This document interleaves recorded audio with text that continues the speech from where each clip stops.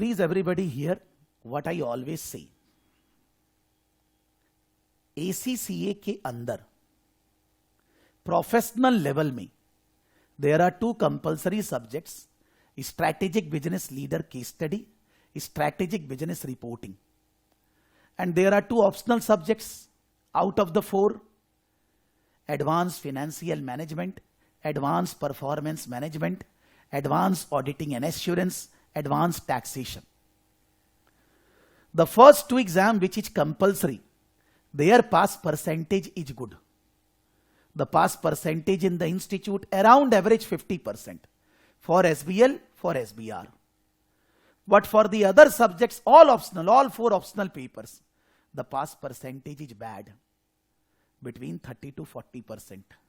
It never go beyond 40. Generally, it never go down below 30. 30 to 40. All optional paper. यानी कि optional papers are difficult to crack as compared to compulsory subjects. The optional paper are difficult to crack. Reason behind that, when we are going in any optional paper, that means we are following our passion, our interest. हम लोग जब कोई optional paper select कर रहे हैं तो optional paper हम क्यों सेलेक्ट कर रहे हैं?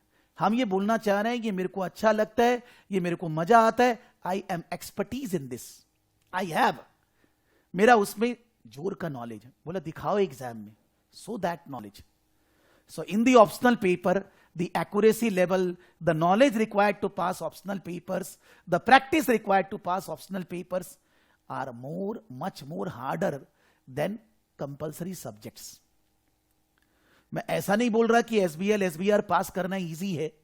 जब रिजल्ट आ जाता है, पास हो जाते हैं, दुनिया में हर चीज इजी लगती है. हम लोग ऐसा बोलते हैं नॉर्मली कि मान लीजिए मेरे को किसी गर्ल से शादी करना है, I like that girl.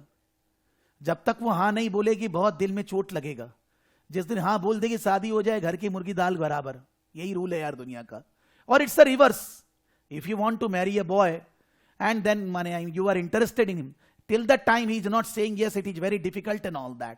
Once you get the positive feeling, then in that case वो तो नॉर्मल था. ये दुनिया का रूल है. क्यों ऐसा है मैं उसमें नहीं बात कर रहा. May be that is illogical, but that's the human beings nature. कोई को लगेगा सीए बहुत डिफिकल्ट है, लेकिन जब सीए हो जाएगा या ठीक ही था, कोई प्रॉब्लम नहीं थी. अभी हो सकता है प्रतीक जी और वैशाली को लगे कि SBL was easy. It's not that. You put your 100% efforts. मेरे को एक सेकंड भी कभी नहीं लगा क्लास में कि आप दोनों ने 1% भी कोताही की है. 1% भी आपने ऐसा सोचा कि भाई लीनियंट है, हम पास हो जाएंगे वगैरह. आपने पूरा एफर्ट्स दिया. उसके बाद भी मान लीजिए मार्क्स 58-60 है, और मेरे को पर्सनली फीलिंग है कि आप दोनों का नंबर 70 के पास आना चाहिए था. स्टूडेंट है 70 आया है. सरस बोलकर है, उनका लास्ट एग्जाम था. She completed strategic business leader, she scored 70. But आप दोनों भी डिजर्व करते हैं कि 70 नंबर आए. हो सकता है एग्जाम के टाइम पे कोई आंसर बेटर होना चाहिए था, which is called luck.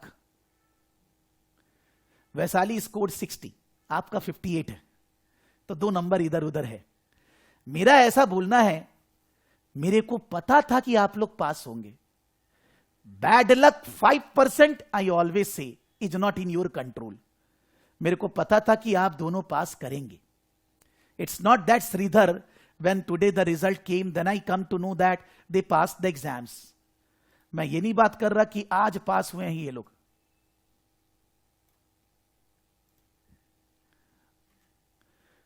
It's not a question that, believe me, when you all are taking the classes, I know 95% who will pass or not. अभी मेरा ये कहना है सबके लिए, ये जो अब एग्जाम अभी एएफएम पढ़ रहे हैं, ये डिफिकल्ट एग्जाम है. डिफिकल्ट मतलब कोई डरा नहीं रहा आपको. It's not I am making you afraid, but आपका लेवल जो एसबीएल में पढ़े थे, एसबीआर में पढ़े हैं, उससे ज्यादा बेहतर होना चाहिए. अगर आप लेवल को इंक्रीज नहीं करेंगे, यहां गड़बड़ हो सकती है. यहां पर गड़बड़ होने का कारण 2 है. पहला कारण, स्टूडेंट को ऐसा लगता है कि केवल न्यूमेरिकल कैलकुलेशंस है, जबकि मैंने हजारों बार क्लास में बोला है, the calculations are only maximum 40%. आपको पूरे 100 नंबर के पेपर में 40 मार्क्स का कैलकुलेशन मिलेगा, और वो कैलकुलेशन में कहीं ना कहीं सीलिंग मिस्टेक होगा ही. मेरे से भी होगा. If I will give exam, आता है फिर भी गलती हो सकता है, because of speed and all that, divide multiply, कुछ ना कुछ गलती हो गया. उसके लिए आप फेल नहीं होंगे. फेल होंगे किस लिए? 100 marks paper, we are solving only 80 marks. We didn't get time to complete the paper. Fail होंगे किस लिए? The theory portion which is 60%, we are writing very bad. We are not able to reproduce और write proper theory. Reason इसका क्या है? एक ही है. ये नहीं कि एग्जाम के दिन रिजल्ट आएगा तब पता चलेगा. आज ही पता है कि आप प्रैक्टिस जब कर रहे हैं सो थ्योरी को भी लिखकर करते हैं कि नहीं. Because if you don't write theory answers, केवल एग्जाम के दिन सीधा सीधे जाकर कैसे लिख देंगे? The theory are based on the scenario which is given in the question.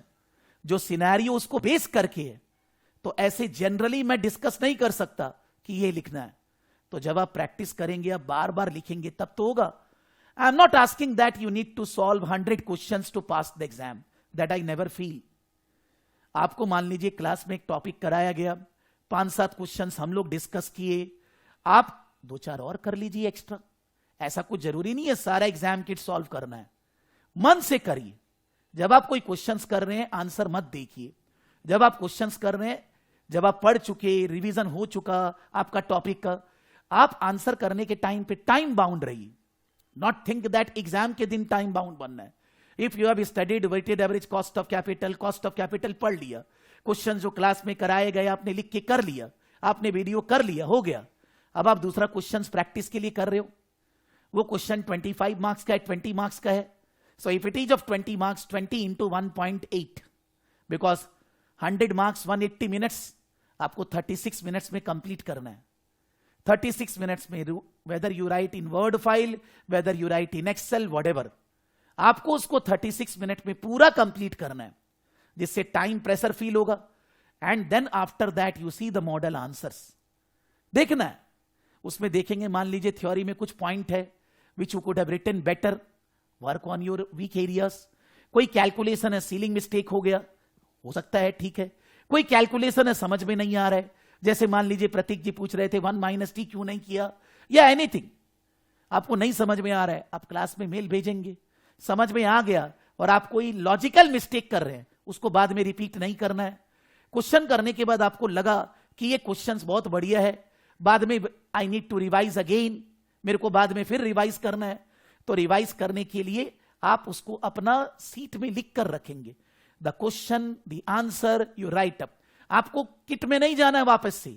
On the exam day going in 238 page, 270 page, not possible. On the exam day, 2 days 3 days before the exam, you should have everything ready.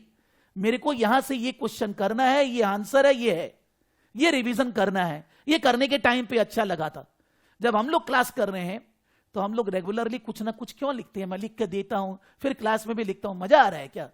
Till the time I don't write, I will never get the confidence. Confidence लाने के लिए लिख के करना होगा. आपको अपना एक वर्ड फाइल बनाना ही होगा, then only you can pass the exam. Otherwise आप पास नहीं कर सकते. हर एक टॉपिक जो पढ़ रहे हैं अभी तो एग्जाम 1.5 महीने बाकी है.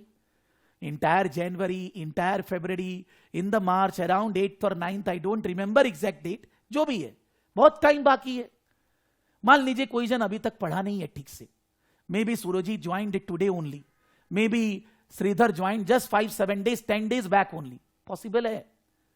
We need to regularly study. We can't think that on the day of exam we will take holiday for 2 days and we will study 10 hours each. नहीं होगा वैसे. You are not studying like CA 2-4 subjects. एक गड़बड़ हो गया, आप एक पढ़ रहे हैं.